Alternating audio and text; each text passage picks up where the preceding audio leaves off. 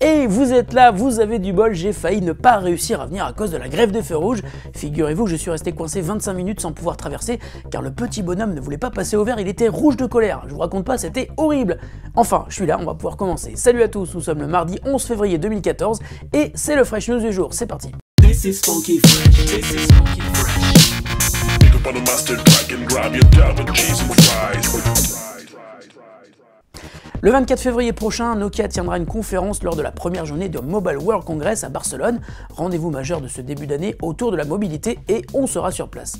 Et selon le Wall Street Journal, Nokia devrait y dévoiler le fameux Nokia X, son smartphone, sous Android que l'on connaît pour le moment sous le nom de code Normandie. Les caractéristiques de ce nouveau modèle ayant déjà fuité sur le web, on sait qu'il ne s'agira pas d'un modèle haut de gamme et qu'il ne sera destiné qu'aux pays émergents. Il proposera un écran de 4 pouces qui ne sera pas HD, un appareil photo de 5 mégapixels mais 2 emplacements pour carte SIM.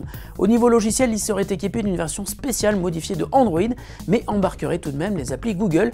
Si l'annonce de ce smartphone pourrait passer inaperçue au milieu des nouveautés haut de gamme de la part de toutes les marques, y compris de Nokia, elle a tout de même force de symbole depuis que Nokia a été racheté par Microsoft. Ce premier Nokia non Windows Phone sera donc un événement et on attend donc de voir comment Nokia va faire la promotion de l'OS contre lequel il se bat maintenant depuis plusieurs années. Ça risque d'être fort intéressant.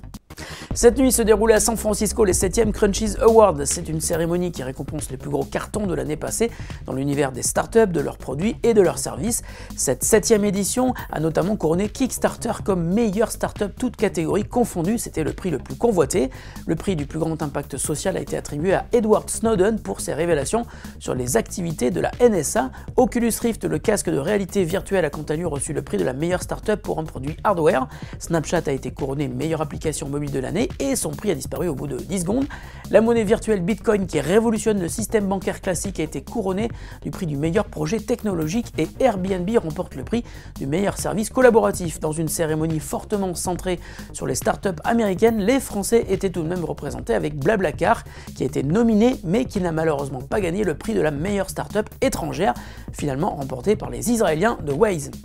En vue de la proposer sur ses prochains smartphones, Samsung serait en train de développer une fonctionnalité appelée Context. Elle permettrait à des applications de partager du contenu avec d'autres applis. Ainsi, Context collecterait des infos sur les textes que tape l'utilisateur au clavier, sur les applications qu'il utilise et sur les données que les capteurs du smartphone peuvent enregistrer. Le but de Context serait donc d'enrichir l'expérience d'autres applis installées sur le même smartphone. Par exemple, si vous faites fréquemment des recherches Google sur les résultats sportifs, l'appli YouTube pourra ainsi vous afficher des vidéos de sport de manière automatique. Si vous passez à proximité d'une librairie et que vous faites un checking sur Foursquare, une appli de e-commerce pourrait vous proposer des offres sur les livres. Une idée sympa mais qui pourrait paraître très intrusive. Le service concerne les smartphones sous Android et Samsung et Google se sont d'ailleurs rencontrés récemment pour parler de Context. Google est très attentif à ce que les constructeurs développent sur sa plateforme Android et apparemment ce projet ne plaît pas trop à Google qui souhaite que Samsung n'avance pas trop vite dessus. Peut-être que la firme de Mountain View a un projet similaire dans ses cartons, affaire à suivre. Et la question du jour nous vient de Pierre qui nous demande quelle est la meilleure appli permettant de customiser au maximum son appareil sous Android. Salut Pierre, merci de ta question. Alors, on avait déjà répondu à une question à peu près similaire il y a quelques semaines, mais il nous a semblé utile de répondre à la tienne, car en effet, au-delà de l'aspect visuel, il est intéressant de noter que certaines applis permettent de modifier beaucoup plus que des icônes ou des couleurs de fond. Et dans cette catégorie, c'est Temer qui remporte la palme de l'appli la plus efficace pour réellement transformer son expérience Android. Pour la petite histoire, Temer a été provisoirement retiré du Play Store suite à une plainte de Apple. Il vient d'y revenir. En effet, l'un des thèmes imitait iOS 7 à la perfection et ça n'a pas du tout été du goût des équipes juridiques de la marque à la pomme. On espère que Temer va te plaire car en tout cas, nous, on l'adore.